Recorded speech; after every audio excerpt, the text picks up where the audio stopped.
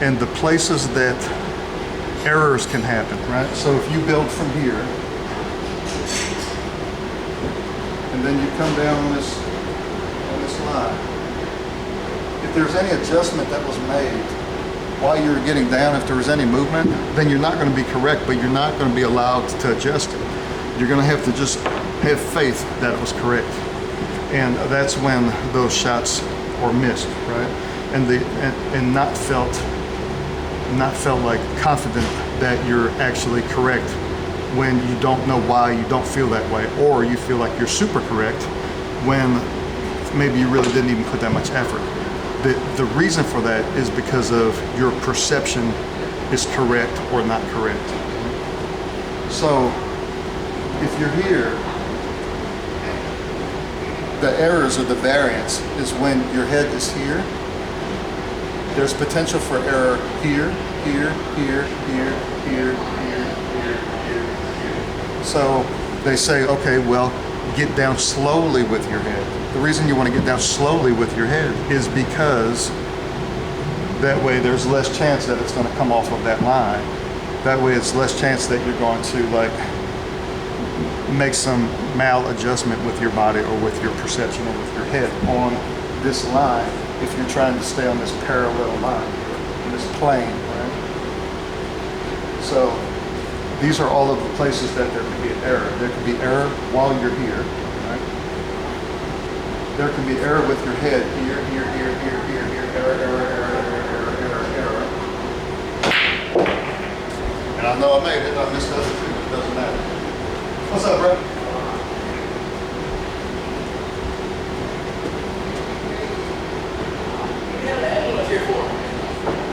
Not me. Yeah. Not this time? What you up to, brother? Come my van a little bit.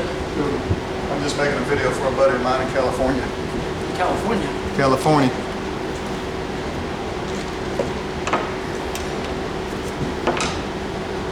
All right, so that being said,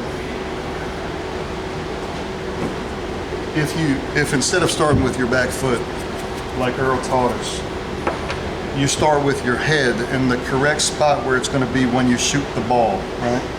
So you're basically reverse engineering your entire mechanical structure from, instead of foot, foot, stick, grip, elbow, shoulder, head, down into the spot. You're starting with your head down into the spot, and then you're building everything else around that. Right? So what you're doing is you're here, and now my head is in the spot where it's going to be, when I shoot the ball, right? So I'm here, and then I build everything else around it.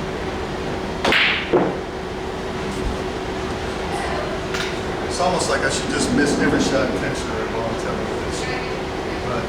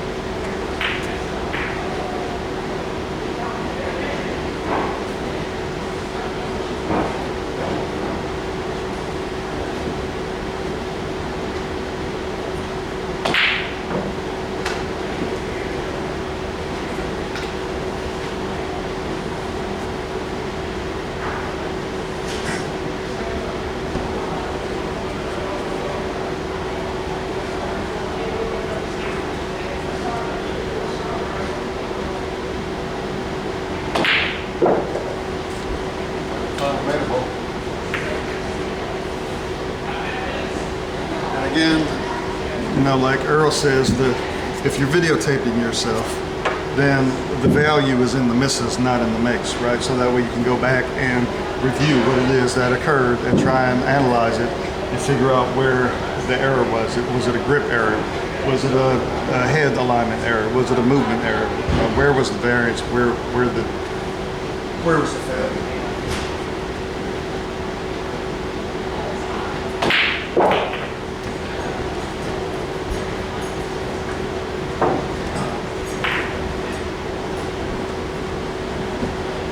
So the other things that we're talking about is the number one, the 0, number 1, number 2. So basically, I'm going to show you what I did when I first started learning this. Right?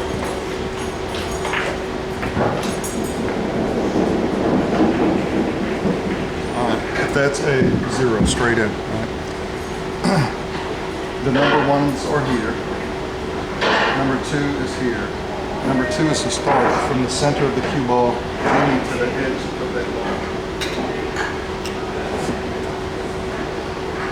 The center of this cue ball here while you're standing up. And this is where that line is going to come from your center mass from here through that. And then you're going to make the micro adjustment or whatever the adjustment is from the starting point is from here to the edge of that ball.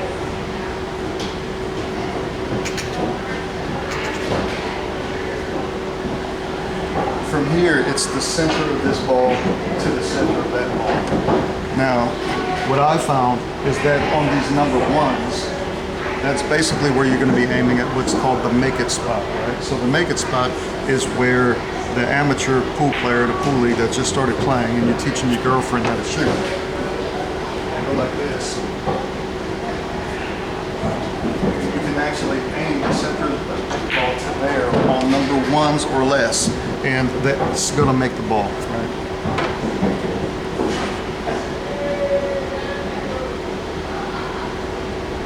Number 2 is going to be center to the edge of the outside of the edge of the cue ball.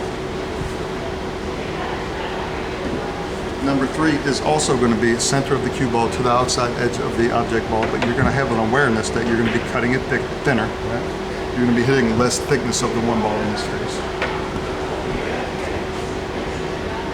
And then number 4 is going to be the inside edge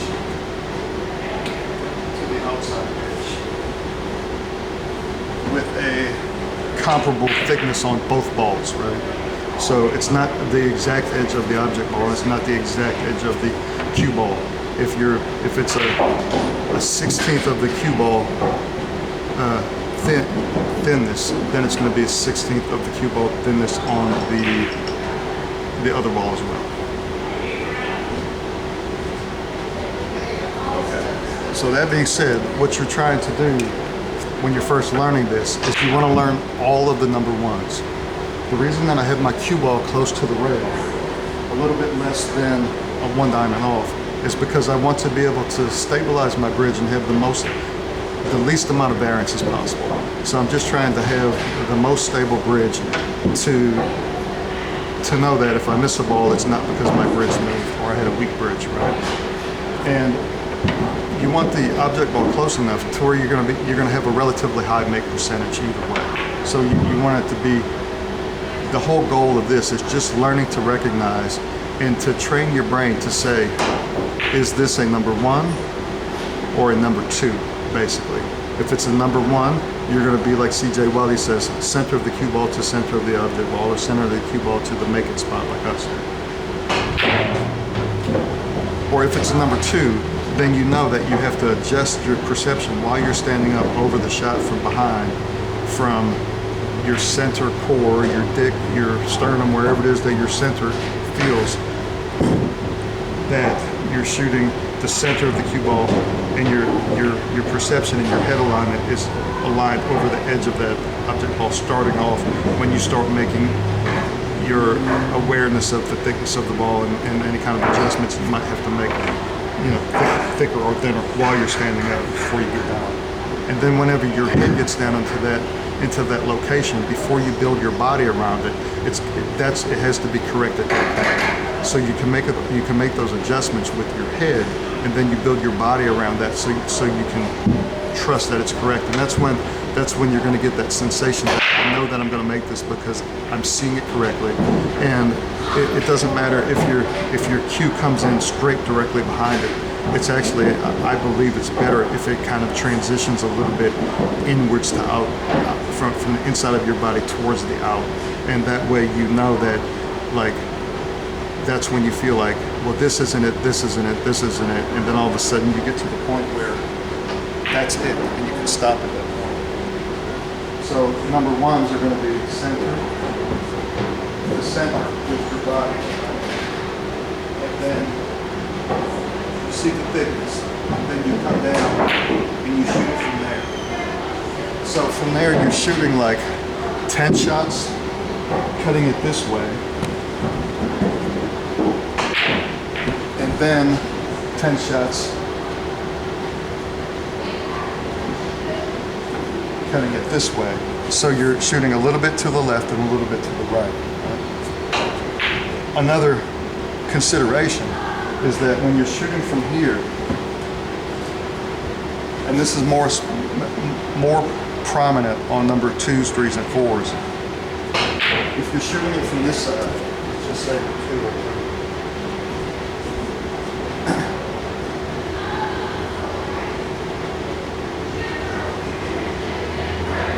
The center of this ball here, you want your dominant eye on this side.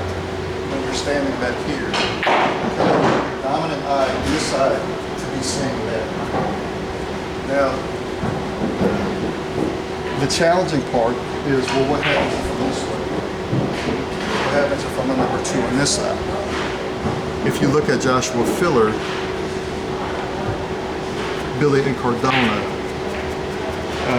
some of these other players that have really pronounced head tilt because they're trying to only shoot out of one eye, which is okay. They've built that into their system, kind of like Earl used to tell us with the Ray-Bans. I don't know if he ever did this with you, but he had me take a pair of Ray-Bans, take one of the lenses out of my dominant eye and put duct tape on the other side so that I was only shooting out of one eye.